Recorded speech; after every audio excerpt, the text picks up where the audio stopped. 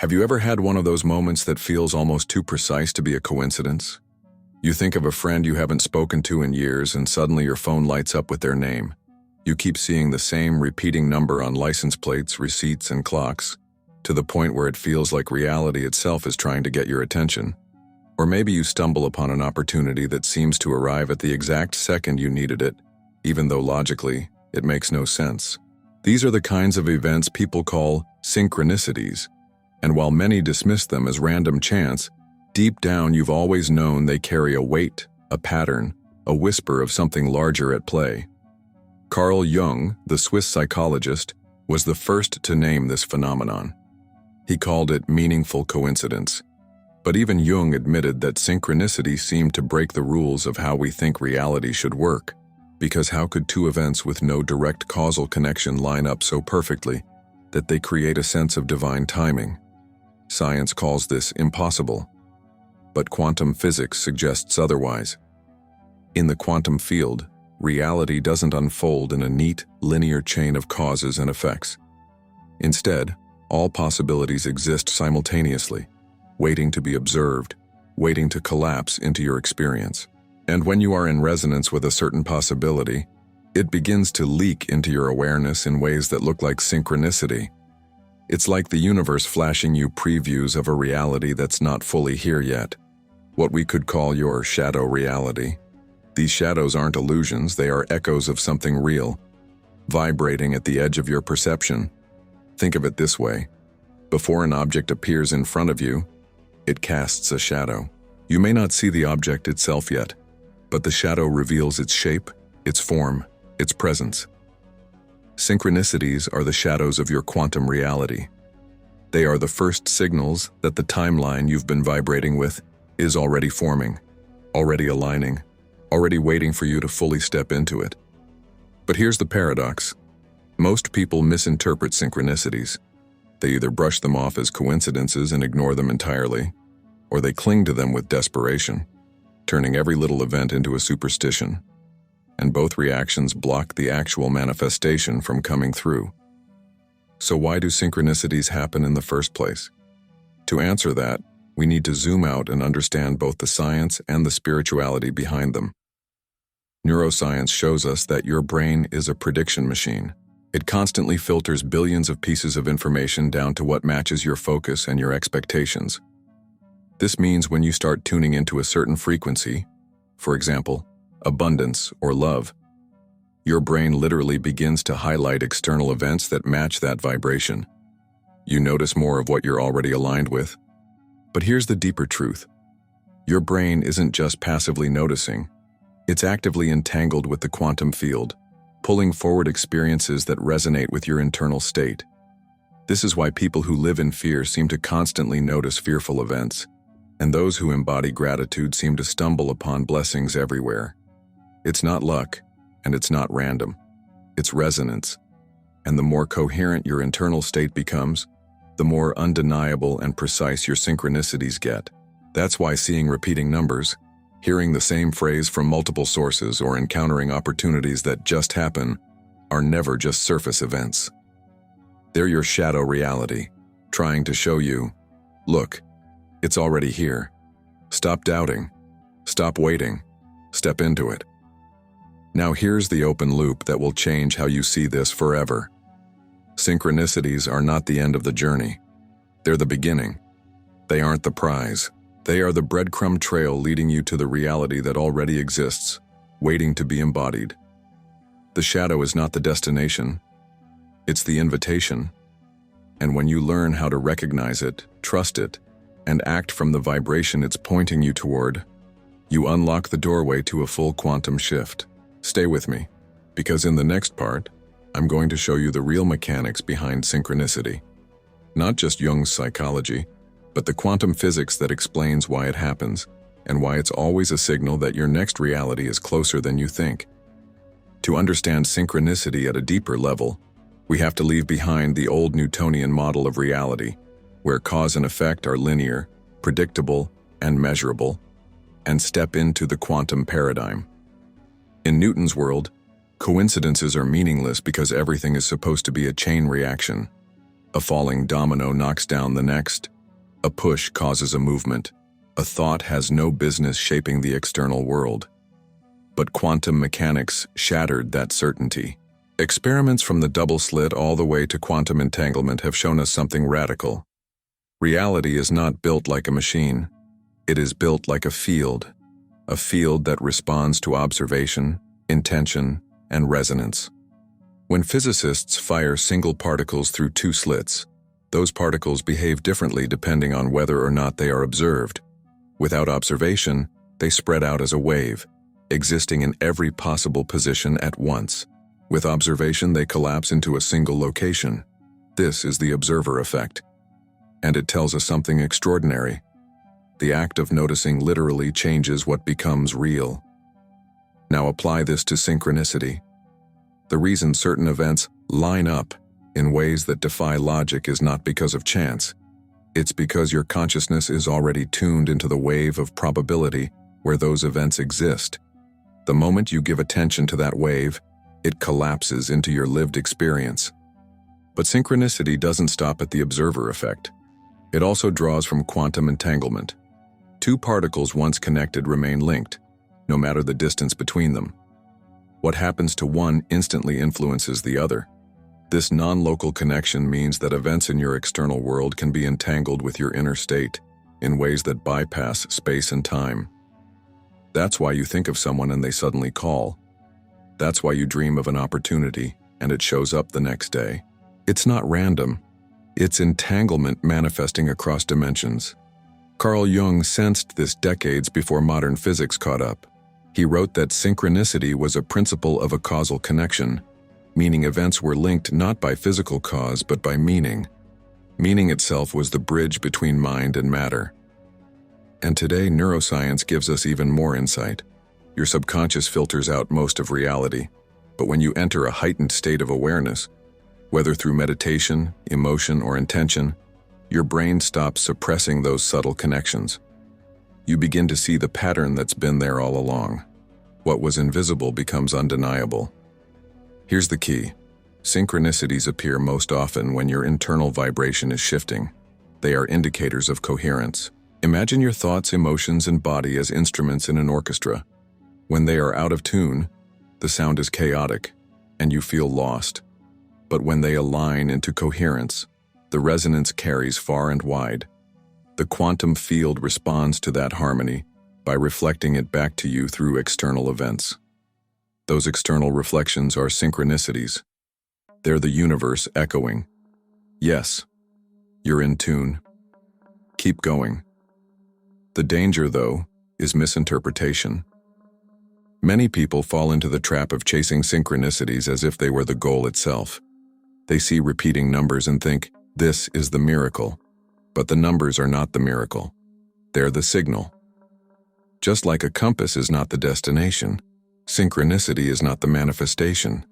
It's the shadow of the reality forming in your field. If you stop at the shadow, you miss the actual object. Another common misstep is treating synchronicities like tests from the universe, as though missing one means you failed.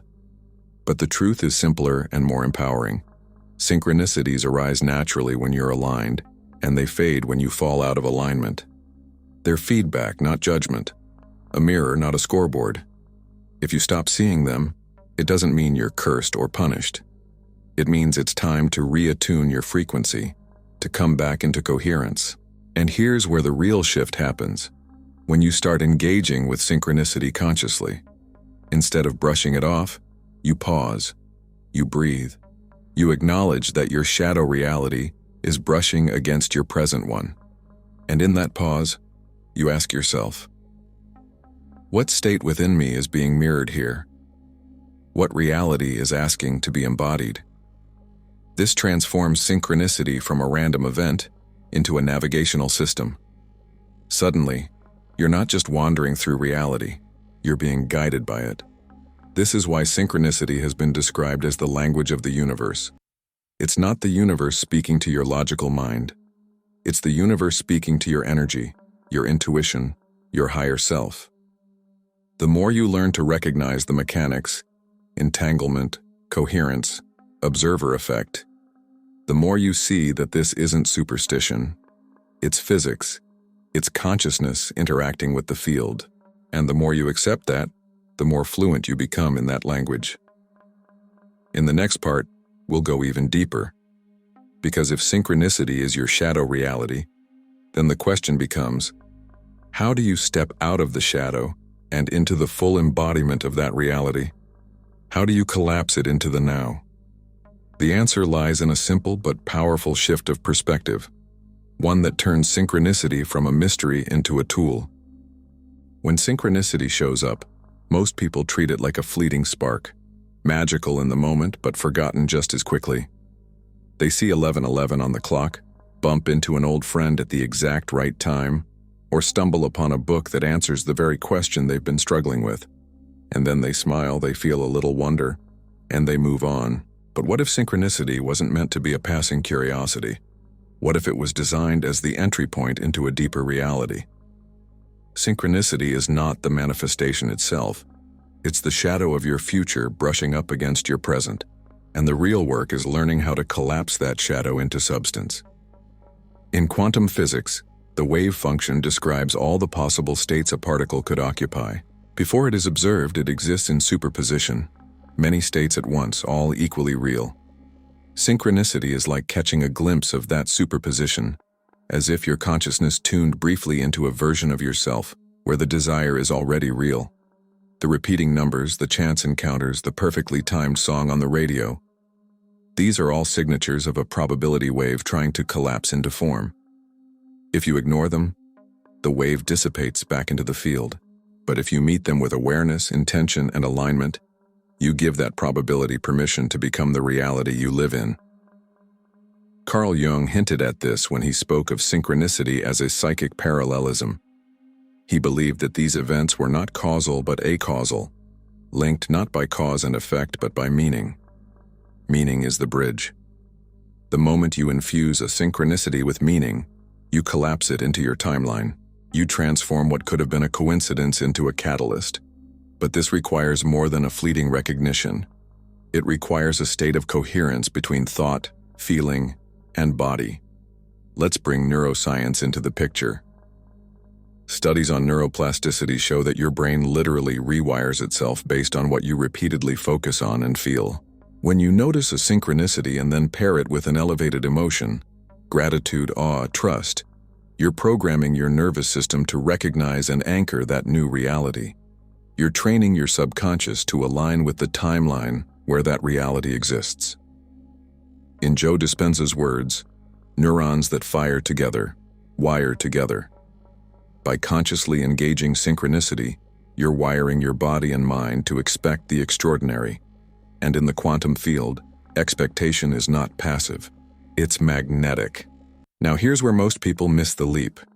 They think the synchronicity is telling them what to do. But it's not about instruction. It's about reflection.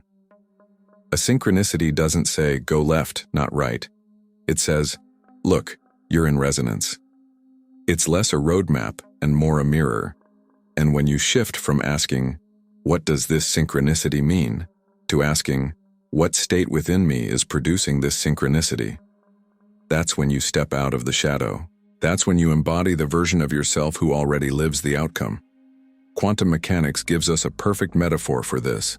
In delayed choice experiments, particles seem to retroactively decide their path based on how they're observed in the present. In other words, the future choice influences the past outcome. Applied to your life, this means the reality you step into today can rewrite the story of yesterday. A synchronicity is not predicting your future. It's showing you a reality that is already available if you choose to embody it now. The choice is not about action first. It's about alignment first. This is why synchronicity often feels so dreamlike, as though reality itself is bending. In those moments, you are touching the liminal space between timelines. You are standing with one foot in the shadow and one in the light. The question is, do you lean back into the comfort of the old? Or do you step forward and let the shadow become real? The field will not force you. The field will only mirror you.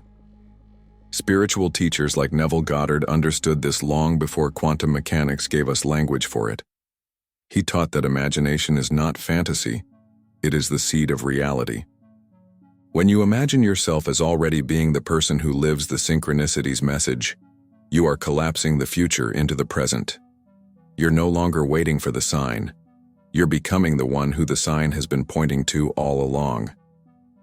Here's a practice to turn shadow into substance. The next time a synchronicity happens, pause. Instead of asking, "What does this mean?"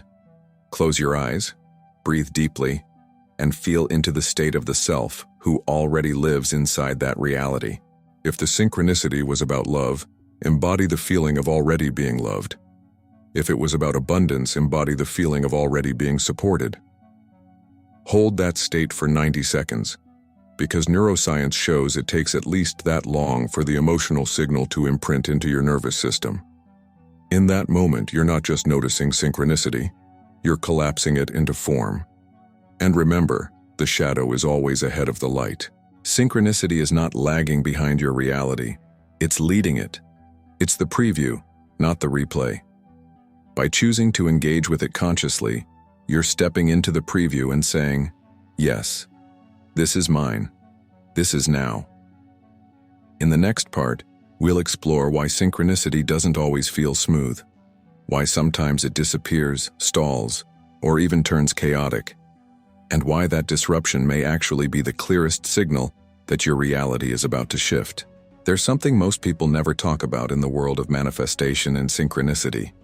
What happens when the signs stop showing up? You may have been seeing repeating numbers everywhere, feeling aligned encounters at every turn, hearing songs on the radio that spoke directly to your situation. And then, silence. No more signs. No more synchronicity. It can feel unsettling, almost like the universe has turned its back on you. But what if that silence isn't rejection? What if it's the final stage before the shift? In quantum mechanics, before a particle collapses into a specific state, it enters a liminal zone, a kind of probability haze where it could become anything. That haze is unstable, but it's necessary. Without it, the collapse into form cannot occur. In your life, the absence of synchronicity plays the same role. It's not that the field has stopped responding. It's that the field is recalibrating, aligning the probabilities, preparing to lock in the version of reality you've been resonating with. This quiet phase is not the end of your manifestation journey. It's the threshold. Neuroscience offers another lens.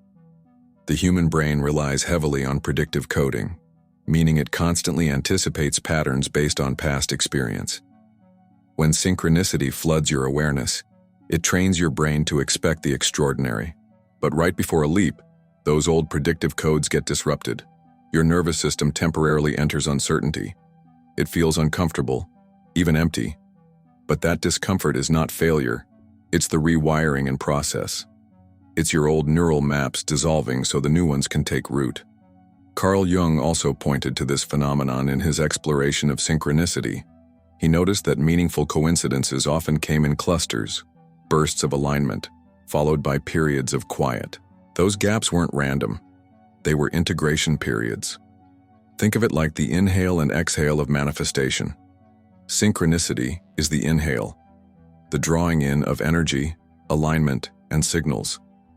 The pause between breaths is the silence, where your system stabilizes and your reality prepares to exhale into form. If you panic during the pause, you disrupt the flow. If you trust it, you anchor the shift. Spiritually, this silence can feel like a dark night of the soul. Old identities loosen. Familiar anchors fall away.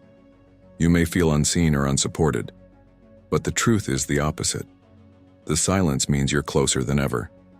The field doesn't give you silence to punish you. It gives you silence to test your resonance. Will you cling to old doubts? Or will you stand in faith even without external proof? This is where your quantum signal becomes the strongest, because it's not being reinforced by external signs. It's being generated purely from within. Here's the paradox. Synchronicity vanishing may actually be the most powerful synchronicity of all. It's the field saying, "You've received enough previews. Now it's time to live the reality without training wheels." And the way you respond in this quiet phase determines whether the jump locks in or dissolves back into potential. If you respond with doubt, you signal to the field that you weren't ready. If you respond with trust, you send the clearest message possible. I am already aligned. I don't need the signs to know it's real. That's when the collapse happens, and this is where I want you to pause and really integrate this truth. Because if you're in that silent phase right now, wondering why the magic seems to have disappeared, it could be the clearest evidence that your quantum jump is near. The silence is not absence. It is compression, energy gathering before release. The bow pulling back before the arrow flies. So here's what I invite you to do right now to seal this awareness. Write in the comments below, not as a ritual, but as a declaration. These words: I trust the silence before my shift. When you put those words into writing, you're not just engaging with this video. You're sending a vibrational signal to your subconscious, your nervous system, and the field itself. You're saying, I no longer fear the pause. I recognize it as the passage. And the field always responds to declarations made in alignment with truth. Because here's the secret. Synchronicity is not proof that you're on the path. It's a reflection of the state you're in. And the silence? That's the ultimate reflection. It's the space where you get to prove to yourself that you are already aligned, even without external evidence. And the moment you embody that, the evidence returns tenfold, because it no longer needs to convince you. Now let's move deeper. If synchronicity is the shadow and silence is the threshold, what comes next is the crossing. The moment when you stop chasing signs and start living as the signal itself.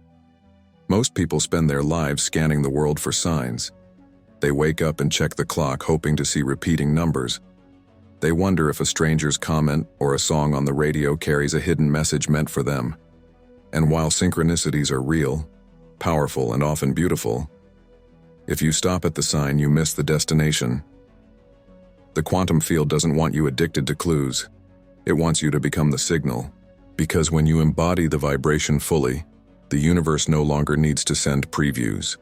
You're already living the main event. Think of it this way. Synchronicities are like breadcrumbs left on the path. They reassure you that you're heading in the right direction. But breadcrumbs aren't the meal. They're not the fulfillment of the journey. The real shift happens when you stop picking up crumbs and instead become the one baking the bread. That's what it means to become the signal. Instead of waiting for reality to confirm who you are, you begin to radiate your identity so strongly that reality has no choice but to conform to you. Physics can help us see this clearly. In experiments with quantum coherence, when particles are entangled, they don't wait for external signals to align. Their state is already shared. They are the signal. In the same way, your consciousness can either operate as a seeker of alignment, constantly asking for reassurance, or as the source of alignment, radiating coherence into the field. When you reach this state, synchronicity doesn't disappear, but it changes. It stops being random bursts of reassurance and becomes a constant resonance with everything around you. You walk into rooms and they feel different. People mirror your vibration without knowing why. Opportunities flow not as accidents but as inevitabilities. Neville Goddard often taught that the true creative act is living in the end. That means embodying the result before any evidence appears. It's not about waiting for signs.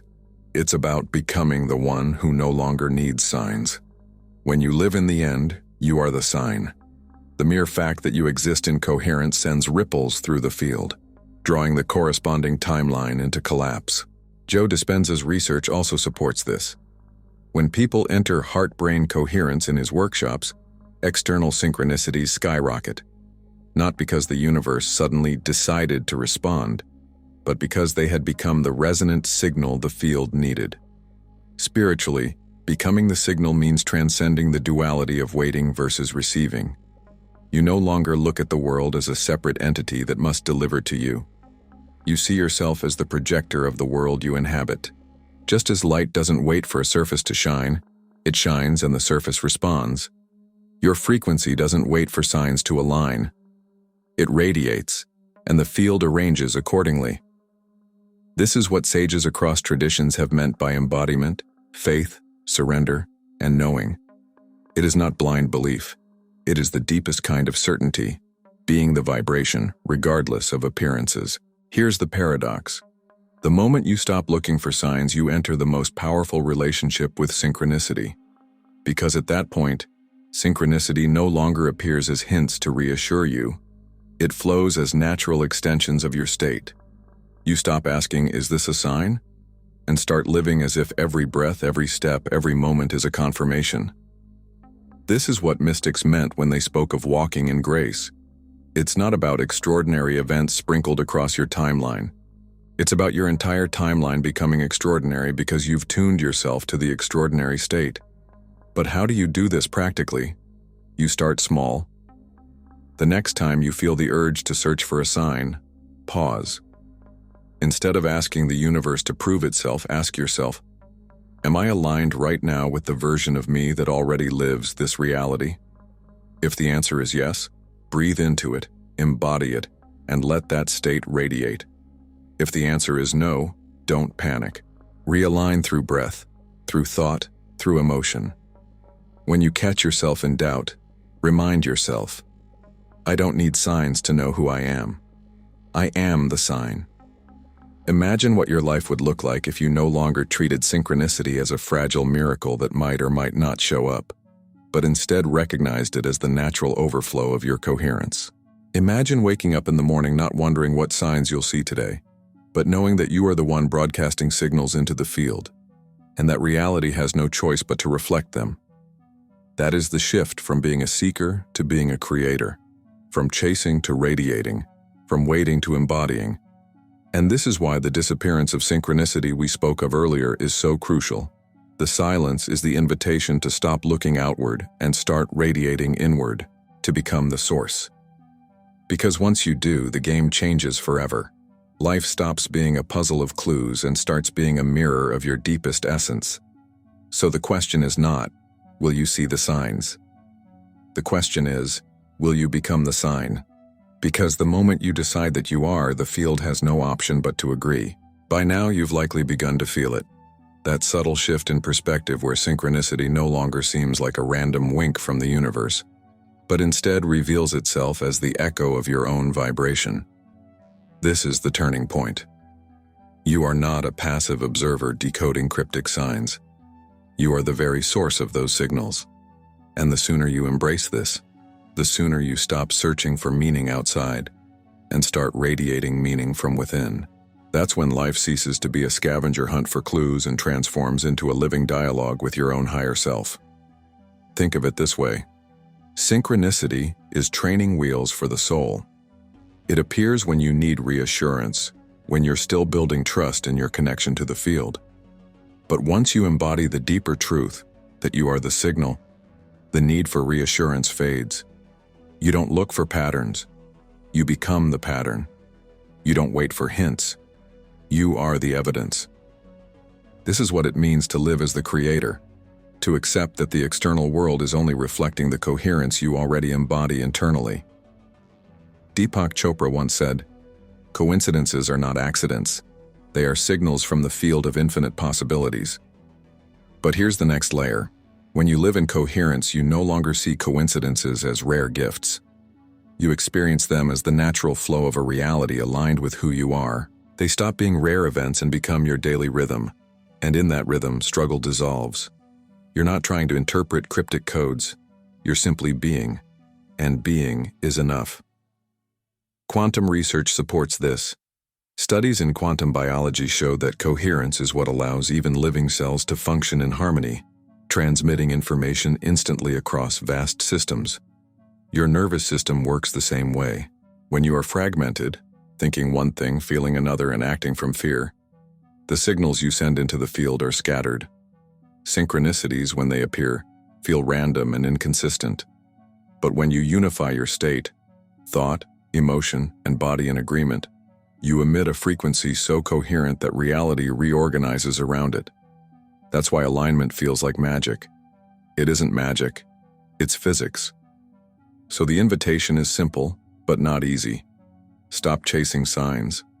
Stop waiting for external validation. Begin radiating your identity so strongly that synchronicity is no longer necessary as reassurance. It becomes simply the overflow of your presence. When you do this, your life becomes not a series of fragmented moments stitched together by chance, but a coherent masterpiece authored by your consciousness. This is the highest expression of synchronicity, not scattered signs, but a continuous stream of resonance. And if this message resonated deeply with you, if you're ready to not just understand but embody this shift, I've created something to help you stabilize it.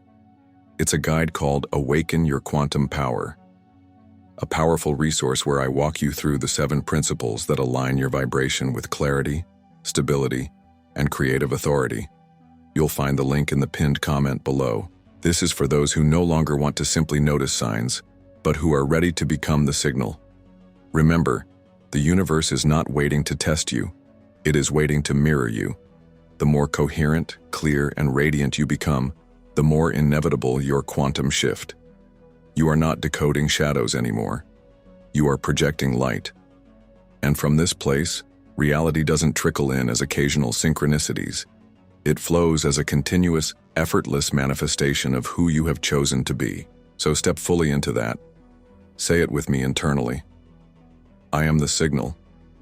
Let that vibration anchor into your breath, your body, your field.